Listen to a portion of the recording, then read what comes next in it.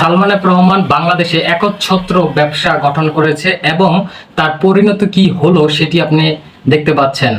হাজার হাজার কোটি টাকা নিয়ে এখন তিনি জেলে আছেন এবং তার লাস্ট পরিণতিটা আপনারা একটু খেয়াল করেন, সেটা হচ্ছে তিনি ফিশিং বোটে করে দেশ ছাড়তে চেয়েছিলেন এবং তার যেই লেবাসটা ছিল তাকে মানুষ দরবেশ ডাকতো, কারণ তার যেই গেট আপ ছিল, সাদা দাড়ি সাদা চুল, একদম তাকে মাওলানাদের মতো লাগতো।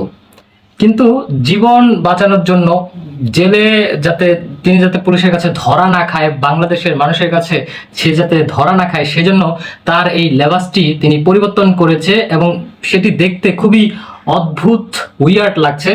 তার এই বড় লম্বা দাড়ি, সাদা দাড়িগুলো তিনি চেটে ফেলেছেন এবং তিনি এই সাদা চুল যেগুলো ছিল সেই চুলে তিনি কলপ দিয়েছেন। তাকে চেনার কোনো উপায় নেই। এই লোকটি বাংলাদেশের সবচেয়ে বড় ধনাঢ্য একজন পার্সোনালিটি বহন করত এবং তিনি যে সালমান এফ রহমান, কোনোভাবেই ধরা পড়ার কোনো সিস্টেমই ছিল না। কিন্তু তিনি ধরা পড়লো শুধুমাত্র ওই আনিসুল হক তার সাথে ছিলেন এবং তাকে দেখে স্পষ্টভাবেই বোঝা যাচ্ছিল। আমার মনে হয় আনিসুল হককে চিনতে পারার কারণেই সালমান এফ রহমান ধরা পড়েছেন। এবং সালমান এফ রহমানের যেই সম্পত্তি রয়েছে সেই সম্পত্তির হিসাব যদি আপনারা দেখেন তাহলে আপনাদের চোখ কপালে উঠে যাবে। তার লাস্ট যেই সম্পত্তিটা রয়েছিল সেই সম্পত্তিটাই দেখানো হচ্ছে 23,000 কোটি টাকা। আপনি লক্ষ্য করেন টাকার পরিমাণ কত। এই লাক্সারিয়াস বাড়ি, লাক্সারিয়াস জীবন এবং লাক্সারিয়াস কতগুলো গাড়ি, এই সব কিছু তিনি হারালেন। এখন তার মানবতর জীবনযাপন করতে হবে।